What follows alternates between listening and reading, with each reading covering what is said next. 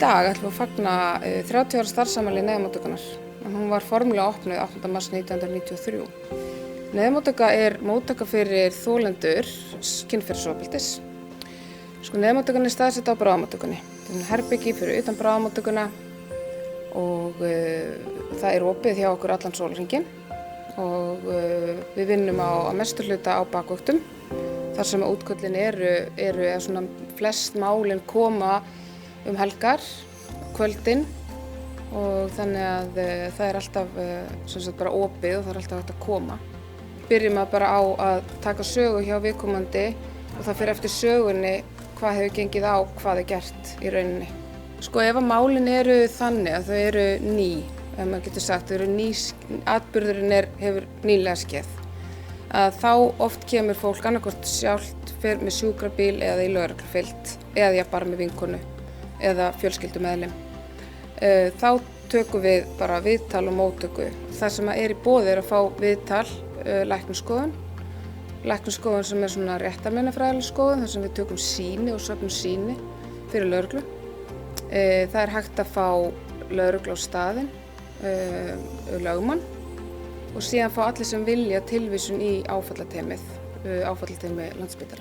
Það var skýrsla gefin út 1989 á dómsmálaráðuneytinu. Í þeirri skýrslu var sérstök greinargerð mikilvægi þess að komið yrði á fót neyðarmóttöku. Við erum búin að byggja svona þak fyrir þolendur sem geta komið og fengi þá öll þau úrræði sem mögulega geta boðist eða við getum vísað í. Og önnur lönd hafa leitað til okkar og komið í heimsóknir og við höfum veitt ráðgjöf til annarra landa. Neyðarmóttakan skiptir auðvitað gríðarlega miklu máli og það auðvitað frábært að vera búin að vera með þessa starfsemi hér í allan þennan tíma og ótrúlegt brautarkenndar starf sem þeir sem komu þessu á fót unnu. Þessi skoðun sem á sér stað hérna, þetta í rauninni svokölluð réttarlæknisfræðileg skoðun og þannig að í rauninni prótókollin og verklagið unnið í samvinnu við lögregluna, þannig að allt það sem gert eftir bókinni, þannig að við séum að tryggja gögnin með sem bestum hætti og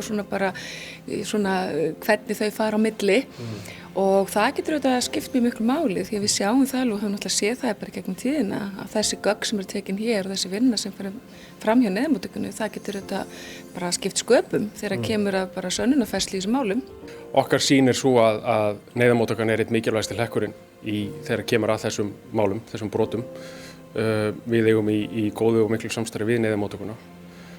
Það skiptir miklu máli ef að þegar einstaklingur verður fyrir broti að hann sæki sér þjónustu hér, fyrst og fremst til þess að fá aðhlynningu og svo til þess að afla og tryggja sönnunargögn.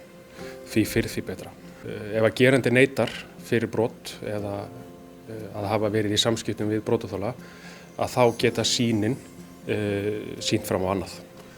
Gögnin, þau nýtast við rannsókn málsins að miklu leyti og geta skipt sköpum fyrir lyktir málsins, annars vegar þá fyrir saksóknara að ákveða hvort það verið gefin út ákæra og þá hins vegar fyrir dómara þá að kveða upp dóm.